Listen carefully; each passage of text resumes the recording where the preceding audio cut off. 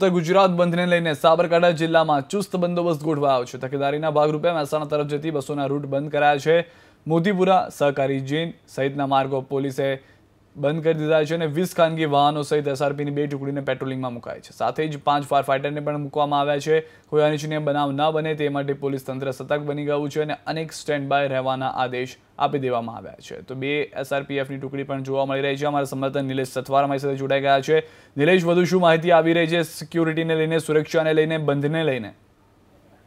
જી, ઉત્તર ગુજરાતના જે બંધને લઈને સાબરકાંઠામાં જે મુખ્ય મથક હિંમતનગર ખાતે પણ ચુસ્ત બંદોબસ્ત ગોઠવાયો છે, જેને એસઆરપીની ટુકડી તૈનાત કરી છે। હોમગાર્ડ અને મહિલા પોલીસ પણ ગોઠવાઈ ગઈ છે।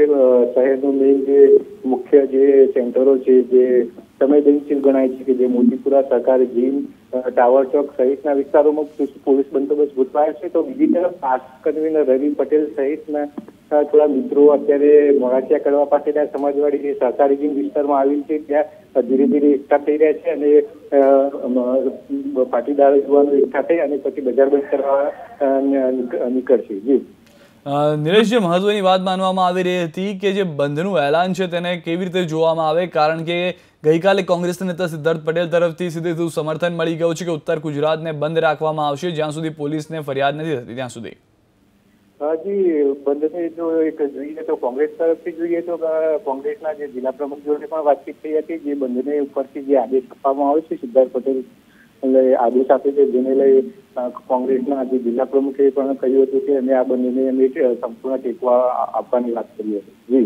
જી નિલેશ, વાત કરવામાં આવે બંધની ત્યારે તે પહેલા પાટીદારોમાં કેવી રીતે રોષ જોવા મળી રહ્યો છે, કારણ કે ઉત્તર ગુજરાતને પણ મહત્વનું માનવામાં આવી રહ્યું છે, ત્યાં આગળ લોકોની વચ્ચેનું શું કહેવામાં આવી રહ્યું છે તે વિશે કોઈ જાણકારી મળી રહી છે? જી, અત્યારે હાલ લોકોમાં પણ અત્યારે ધીરે ધીરે જે બજારો ખુલી રહ્યા છે પણ લોકોમાં પણ થોડો એક ભયનો માહોલ છે કે અત્યારે હાલ કશું અનિચ્છનીય બનાવ ન બને અને શાંતિપૂર્ણ બંધ જે પાર પડે તેવું લોકો વિચારી રહ્યા છે।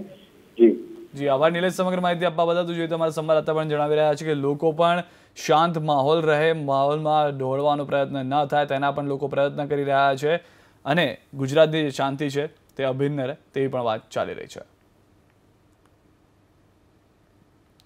તો સાબરકાંઠાથી અમે એબીપી અસ્મિતા પર આપણને એક્સક્લુઝિવ દ્રશ્યો દેખાડી રહ્યા છે। સુરક્ષા બંદોબસ્ત ચુસ્ત કરી દેવામાં આવ્યો છે। જોઈ રહ્યા છો પોલીસની પીસીઆર વાન છે, પોલીસનો સુરક્ષા બંદોબસ્ત રાખવામાં આવ્યો છે। દુકાનો, લારી ગલ્લાઓ ખુલ્લા જોવા મળી રહ્યા છે જેથી કોઈ પણ અવ્યવસ્થા ન થાય।